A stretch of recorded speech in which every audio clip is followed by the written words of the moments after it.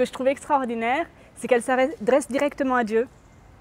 Et elle a laissé beaucoup de poèmes, mais elle nous a laissé sa correspondance avec le Seigneur. Et c'est absolument génial parce qu'elle nous donne aussi, pour nous personnellement, des mots pour prier et pour s'adresser à Dieu. Et je trouve ça merveilleux, même quand on les chante, on a cette émotion supplémentaire et qui fait rentrer cette profondeur, simplement.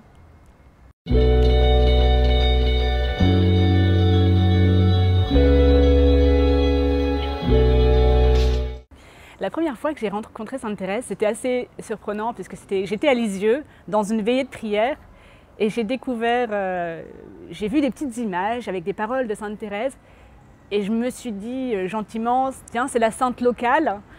Et en fait, j'ai découvert ces petites phrases qui m'ont touchée et que j'ai gardées, et elle est devenue une amie à partir de ce moment-là parce que ce qu'elle disait était simple, vrai et quotidien. J'avoue que j'ai été très surprise à différents moments de ma vie de la retrouver en France, en province, en Allemagne, dans des lieux qui m'étaient très personnels et qui sont quasi inconnus, mais par exemple dans un petit monastère qui est dans la banlieue de Berlin. Et j'ai eu la joie de pouvoir animer une partie de veillée avec elle pendant la nuit, et c'était très intime puisqu'il y avait une dizaine de personnes, et c'est le genre de surprise que je trouve extraordinaire et qui me confirme que cette amitié est vivante, que Thérèse est bien présente et que ce dont elle nous parle aussi de cette relation à Dieu est aussi vivante. Et elle nous mène aujourd'hui comme elle nous menait hier et elle nous mènera demain, mais elle nous mène dans quelque chose qui est vivant.